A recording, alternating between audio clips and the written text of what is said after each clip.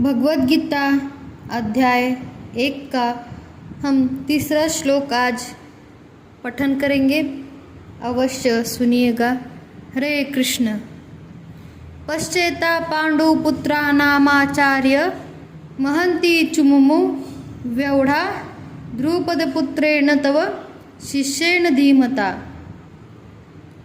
हे आचार्य, पांडुपुत्रों के विशाल सेना को देखे जिसे आपके बुद्धिमान शिष्य द्रुपद के पुत्र ने इतने कौशल से व्यवस्थित किया है।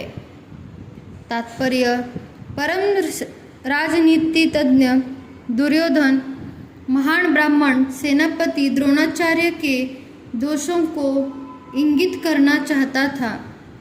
अर्जुन की पत्नी द्रौपदी के पिता राजा द्रुपद के साथ द्रोणाचार्य का कुछ राजनीतिक झगड़ा था।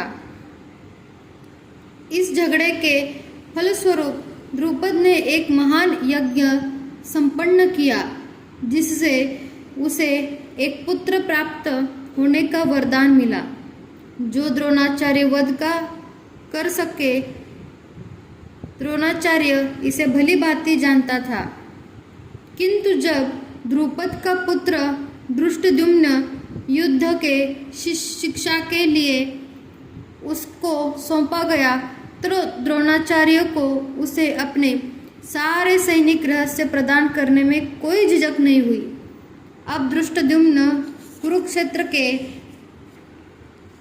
युद्ध भूमि में पांडवों का पक्ष ले रहा था और द्रोणाचार्य से जो कला सीखी उसी के आधार पर उसने यह व्यूह रचना की थी। दुर्योधन ने द्रोणाचार्य की इस दुर्बलता को इंगित किया जिससे वह युद्ध में सजग रहे और समझौता न करे। इसके द्वारा वह द्रोणाचार्य को यह भी बताना चाह रहा था कि कहीं वह अपने प्रिय शिष्य पांडवों के प्रति युद्ध में उदारता न दिखा बैठे। विशेष रूप से अर्जुन उसका अत्यंत प्रिय एवं तेजस्वी शिष्य था। दुर्योधन ने यह भी चेतावनी दी कि युद्ध में इस प्रकार की उदारता से हार हो सकती है। तो आज हमने तीसरा श्लोक देखा है, भगवद गीता का पठन किया है। इसमें जो धृष्टद्युम्न थे तो वो राजा द्रुपद के पुत्र थे।